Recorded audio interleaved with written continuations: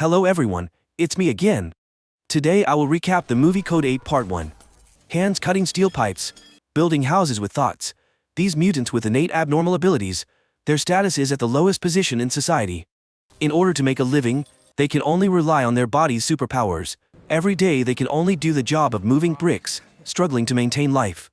So why do they fall into such a bad situation? In the year 2136, 4% of the Earth's population suddenly had superpowers. The US government took advantage of these superpowers to build the country, and just a few years later, they created extremely developed cities. However, machines gradually replaced them, and more people with superpowers increased, but they themselves had safety hazards. This group of people began to be discriminated against and excluded. Then, using the spinal cord of mutants as raw materials, a new type of addictive psych was created, which made mutants even more subject to strict control by the police. Next, all mutants were required to have a professional certificate, but in reality, the government almost never issued them a certificate, and instead researched and manufactured a large number of robot policemen to control these people with superpowers. Connor was a person with superpowers, level 2 electricity control, and as usual went to the construction site to move bricks. Just because of a few small mistakes, he was scolded by his boss for half a day's salary. Although he was resentful in his heart, because his mother was terminally ill at home, he had no choice but to grit his teeth and endure. While Connor was using his bare hands to connect the wires, a very large drone suddenly appeared outside, along with 2 FBI agents, because they received information that there was someone using superpowers illegally. Connor and the others quickly lined up for inspection. The giant drone in the air scanned each person, but one of them did not raise his head. The police immediately reminded him, but the man still did not voluntarily raise his head. The device immediately warned that this person was a wanted criminal on the run. This man appeared to obediently obey the order, but before being pushed into the police car, he suddenly shot fire, knocked down the police, and then hurriedly ran away. At this time, the drone dropped 2 robots and shot him dead instantly. Therefore, Connor's job today was gone. Because he worked without a certificate, he had not received his salary, and he also had a black mark. Although Connor was very indignant, because his mother was seriously ill at home, he could only endure it silently. Connor lost his job and had to sit by the side of the road waiting for work. At this time, a red car came by.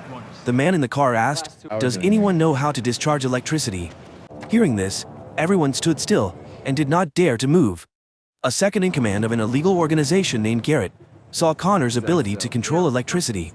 Connor originally did not want to go with this kind of fake person. But hearing him say that he could earn $200 in half a day, he changed his mind and willingly got into this man's car. In the evening, they arrived at a chemical manufacturing company. The electric fence was strong, blocking their way. This was the reason why Garrett came to Connor. Garrett asked Connor to remove the electric net and open the door. He grabbed the iron net and shouted loudly. The large door, with a 10,000-volt high-voltage power source, was also burned because of this. Garrett stood on the side and saw this. He was also very surprised. This ability to control electricity was not only at level 2. Next, the girl also showed off her power to melt locks. Finally, they were able to take away the chemicals they needed. At this time, the security guard appeared, and a junior took out the communication device and crushed it. The security guard said that he going to the wrong place. Then Garrett ordered the security guard to quickly get into the trash can. Although being hunted by the drone, Garrett took advantage of the bridge to cover and tore off the adhesive layer on the outside of the car, from a red car to a white car. Thus, they successfully fooled the drone's pursuit. At this time, Garrett brought a new soldier to meet the boss, Marcus. This person had the superpower of reading other people's thoughts. At first glance, Marcus saw that Connor was an honest and useful person. He received the valuable money he earned. Not long after, Connor contacted Garrett again. But this time, the job Garrett gave him was to rob a bank. If it went well, he would be given $20,000. To have money to treat his mother's illness, he decided to do it one more time. However, with Connor's current level of electrical control, it was still very difficult to achieve the requirements. So, Garrett trained him afterwards. He stared at the light bulb in his hand. The off-light bulb suddenly lit up, but it could only light up for a few seconds. The light bulb burned out in an instant. Connor had a superpower, but unfortunately, he didn't know how to control it. Next, Garrett had to give Connor a special training course. He had the training of mutant in the palm of his hand. Wanting to test Connor's strength to what level, he chose a boss with the highest level of electrical usage. Yet Connor easily killed this expert with just one hand. On the other side, they analyzed the bank's security system. There were 2 guards holding real guns, and surveillance cameras were installed everywhere. The most difficult thing to handle was the vault door. To open this vault door, Connor had to use his superpower to slow down the electrical system. But doing so would definitely shock the alarm system, and the robot police would arrive within 6 minutes. After a few days of training, Connor could control more than 10 light bulbs to light up at the same time, and could even concentrate all the electricity in his body, releasing a kind of electromagnetic circuit. At this time, Connor's ability to control electricity directly increased to level 5. With this kind of special skill, the 2 of them prepared to act. That afternoon, they broke into the bank according to the plan. In a flash, they controlled all the guards. Then, Connor went to the vault door, released an electromagnetic pulse, and burned down the bank's security system. Then, after they entered, they discovered that there was only $50,000 left in the safe. It turned out that before they rushed in, all the bank's cash had been taken away by the headquarters. Seeing this situation, Garrett could only admit that he was unlucky. They finished collecting the coins and prepared to escape. The drones had already blocked several positions. Seeing the drones about to drop the robots, at the crucial moment, Connor once again released a high-voltage source, burning the police robots. After returning to the bar, Garrett angrily scolded the organization's leader for giving false information, causing them to make a waste of time. At this time, a woman attacked, shooting continuously at Marcus. Connor stood to the side and beat her to drop her weapon. A muscular man beside him took the bullet for him. Connor was injured in the arm by the woman. The assassin was finally subdued by the muscular man. After quickly bandaging his wound, Connor wandered around the bar. At this time, he met the leader servant. Her superpower was to heal any disease. She just grabbed Connor's arm.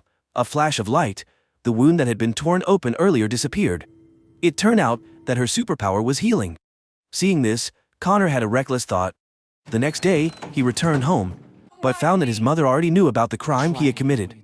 Because of the terrible disease, Mary could not control her superpower, causing the glass of water to freeze instantly. After arguing for a while, she suddenly fainted on the floor. Connor rushed her to the hospital.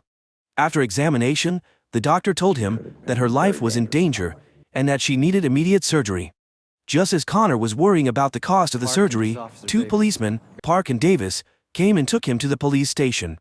They said that in the previous cases, there were cases involving the ability to control electricity, and Connor was the main suspect they were targeting. When questioned by the police, Connor did not show any panic, but answered the policemen's questions very fluently. Without any solid evidence, the police had to let Connor go. His mother's illness could not be prolonged any longer. After leaving the police station, Connor went to find the leader of the former illegal organization. As soon as he saw Connor coming back from the police station, the boss immediately walked over to read his mind. It seemed that this person really did not betray the organization. Seeking cooperation, he could help Marcus rob back the psych-s confiscated by the police, worth $10 million. But he set a condition. After doing that, he would take Marcus's servant away. At this time, Garrett, standing on the side, also spoke up. Although he was an abandoned child, picked up by the leader, but by Marcus's side for so many years, it could be said that he had equal power to the leader. Therefore, he requested that after he took back the psychs, he would take half of them. Very quickly, the psychs were transported by the police onto the vehicle. They sent 2 drones to escort them. But the city had a no-fly zone. So Connor and the others had already planned to take action here. They had clearly divided the work. One person would block the main road, forcing the vehicle to turn into a small alley when it arrived. Garrett drove the garbage truck to block the road. Next was to eliminate the transport robots. In the air, the 2 drones were blocked outside the no-fly zone. On the other side, Connor's hand emitted an electric current, and all the hair on his body stood up.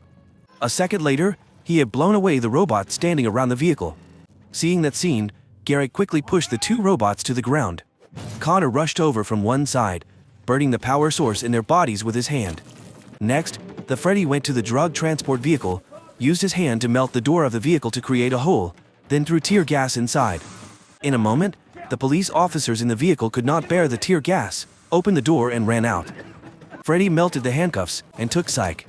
Seeing that the plan was going smoothly, the muscular rhino suddenly betrayed and shot the fireman down.